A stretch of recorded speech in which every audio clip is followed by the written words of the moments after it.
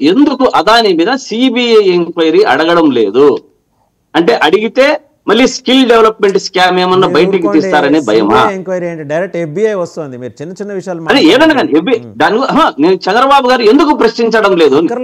చంద్రబాబు గారు ఎప్పుడన్నా మాట్లాడే చూసారా? వచ్చి విచారిస్తుంది, మీరు ఊరుకోండి. అదే అదొకటి. ఇటువంటి విషయాలన్నీ కూడా తెలుస్తుంది ఎఫ్బిఐ. అదే మనము మళ్ళీ నెక్స్ట్ స్వామి గారి గురించి అడిగారు. స్వామివారు గురించి విషయానికి వస్తే పవన్ కళ్యాణ్ గారు ఒక సినిమాలో చెప్పారు, జల్సాలో, శత్రువును యుద్ధం గెలవాలంటే శత్రువును ఓడించాలి, శత్రువును చంపడం కాదు అన్నారు. కానీ ఇక్కడ స్వామి విషయంలో ఏం జరుగుతుంది అనేది విచారిస్తే స్వామివారు గత పుట్టినరోజు సందర్భంగా విశాఖపట్నంలో ఒక మాట చెప్పారు. ఆయన విశాఖపట్నంలో నేను ఇది లాస్ట్ పుట్టినరోజు జరుపుకుంటాను, నేను ఇక్కడి నుంచి వేరే చోటికి మన దేశం అంతా తిరిగే పరిస్థితిలో ఉంటాను, నేను తపస్సు చేసుకుంటాను, ఆధ్యాత్మికంగా నేను ఒక రీసెర్చ్ ఇన్స్టిట్యూట్ పెట్టాలనుకున్నాను అని చెప్పాడు. కానీ దాన్ని ఈ యొక్క స్వామి దీని గురించి మాట్లాడుకుంటూ వస్తే ఇప్పుడు స్వామి గారు ఏదో దీని మీద వెళ్ళిపోతున్నారు అని చెప్తున్నారు. పవన్ కళ్యాణ్ గారు నిన్న మాట్లాడారు దేని గురించి, మన బంగ్లాదేశ్ గురించి. నిజంగా మన హిందువులంతా కూడా గర్వపడాలి, స్వాగతిస్తున్నాం, మేము కూడా ఖండిస్తున్నాం. కానీ అదే పవన్ కళ్యాణ్ గారు ఆంధ్రప్రదేశ్ లో స్వామీజీల మీద ఇంత దాడులు జరుగుతుంటే ఏం చేస్తున్నారు అని అడుగుతున్నా. ఈ 99 టీవీ ద్వారా నేను పవన్ కళ్యాణ్ గారు ఎట్లా చూస్తారు ఇది ప్రశ్నిస్తున్నా. దీన్ని కూడా గమనించండి. ఎప్పుడు సనాతన ధర్మం, మనం హిందూ సంస్కృతి సాంప్రదాయాలు అనుకుంటూ ముందుకు పోతున్నారు. మేము నిజంగా స్వాగతిస్తున్నాం. మీరు త్వరలోనే ముఖ్యమంత్రి అయినా స్వాగతిస్తాం, ప్రధానమంత్రి అయినా స్వాగతిస్తాం.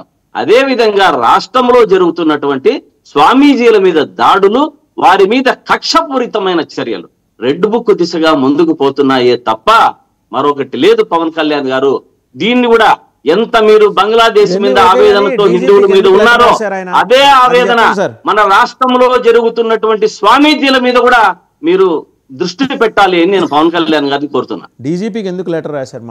మీరు వెళ్ళిపోండి, నేను ఓరల్ గా చెప్తే అయిపోయేది కదా. దానికి డీజీపీకి లెటర్ రాసి మళ్ళీ వారికి ఉన్నటువంటి సెక్యూరిటీని తీసివేయడంలో ఒక మాట డీజీపీకి కానీ ప్రభుత్వానికి కానీ తెలియజేసిన బాధ్యత స్వామీజీకి ఉంది. ఇచ్చారు కదా. దాంట్లో స్వామీజీ ఏం చెప్పారు? గత ప్రభుత్వంలో ఇచ్చిన నాకు సెక్యూరిటీ ఇచ్చిన జగన్మోహన్ రెడ్డికి కానీ, ఈ ప్రభుత్వంలో ఇచ్చిన కూటమి ప్రభుత్వానికి కానీ నేను ధన్యవాదాలు తెలుపుతున్నాను అని చెప్పి వారికి చెప్పడం జరిగింది. చెప్పి ప్రభుత్వానికి వారికి తెలియజేయాల్సిన అవసరం ఉంది కాబట్టి తెలియజేశారు. కానీ స్వామీజీల మీద నిజంగా ఈ యొక్క అరాచకాన్ని, స్వామీజీల మీద జరుగుతున్నటువంటి కక్షపూరితమైన చర్యలు, జగన్ గారికి పూజలు చేసిండొచ్చు, అదేవిధంగా స్వామి మీకు కూడా చేశారని చెప్పారు. స్వామి ఎవరు, స్వామి ఏ పార్టీ వాళ్ళు పోయినా వాళ్ళకి ఇస్తారు. గతంలో ఎర్రంనాయుడు గారు పోయేవారు, ఎర్రంనాయుడు గారి తమ్ముడు ఇప్పుడు కేంద్ర మంత్రి గారు అక్కడికి వెళ్ళేవారు, చాలా మంది బీజేపీ వాళ్ళు పోయేవాళ్ళు. కానీ స్వామిని ఒక పార్టీ కోసమే ఆపాదించి స్వామి ఏదో జగన్ కు సపోర్ట్ చేశాడన్న విధంలో స్వామీజీ మీద కక్షపూరితమైన చర్యలు సాధిస్తూ భూములు లాక్కుంటూ టీటీడీలో. ఒక విషయం సార్, రాష్ట్రం విడిచి వెళ్ళిపోవటానికి ఆయనకు వచ్చినంత కష్టం ఏంది చెప్పండి, నాకు అర్థం కాదు. అదే కష్టం ఏమంటే ఇప్పుడు కక్షపూరితమైన చర్యలు. తిరుమల తిరుపతి చెప్పండి, తిరుమలలో ఉన్నటువంటి అక్రమ కట్టడాలు అంటే చంద్రబాబు నాయుడు గారి ఇల్లు అక్రమ కట్టడాలని తేల్చలేదా? మంతెన సత్యనారాయణ గారి అక్రమ కట్టడాలని తేల్చలేరా? ప్రజలను పాలిస్తున్న వారే అక్రమ కట్టడాలలో ఉన్నారు. స్వామిని ప్రశ్నించడం ఏంది? కక్షపూరితంగా ఆయన్ని తీసుకోవడం ఏదండి? దీని మీద పవన్ కళ్యాణ్ గారు మాట్లాడరా? ఇంతకుముందు రామకోటయ్య గారు చెప్పినట్లు మన రాష్ట్రంలో ఉన్న సమస్యల మీద మాట్లాడి ఇక్కడ ఇంత గెలిచి మరీ రచ్చ గెలిస్తే బాగుంటుంది అన్నారు.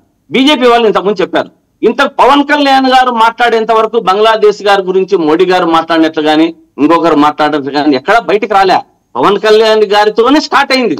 కాబట్టి నేను పవన్ కళ్యాణ్ గారిని చెబుతున్నా, రాష్ట్రంలో ఉన్నటువంటి స్వామీజీల మీద అక్రమంగా ఉన్నటువంటి దాడుల మీద, రెడ్ బుక్ పాలన మీద మీరు దృష్టి పెట్టాలి. అదే విధంగా చంద్రబాబు నాయుడు గారు ఉంటున్న ఇల్లుని గాని, మంతెన సత్యనారాయణ గారి మీద కానీ మాట్లాడండి. అప్పుడు మేము స్వాగతిస్తాం. కూటమి ప్రభుత్వంలో ఉండి మీరు అంతా ఊరికే ఉండి వేరే వాళ్ళ